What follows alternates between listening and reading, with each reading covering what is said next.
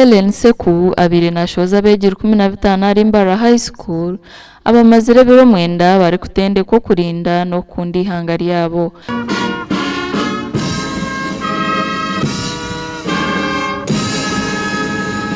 Now that you've undergone this patriotism training, you have become paramilitary. We don't expect to hear any strike in Mbarara High School for any reason whatsoever, or in the neighboring community. We don't expect you to riot when you go for public games with other schools. You should be exceptional and compared to none.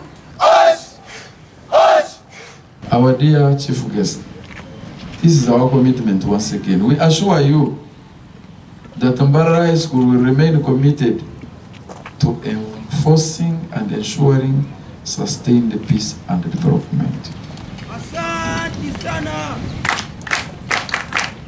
Commissioner ashabire n'abarkwebembera amashomero g'abantu buntu kwikiriza abeegi bakatendekwa kukunda eihanga ryabo. To all schools in the country, both private and government, that for those who have not yet embraced this program, especially the private schools that are trying to resist it, I kindly request you to cooperate, allow patriotism to be in your schools, because it's a government program and every Ugandan child is entitled to this program.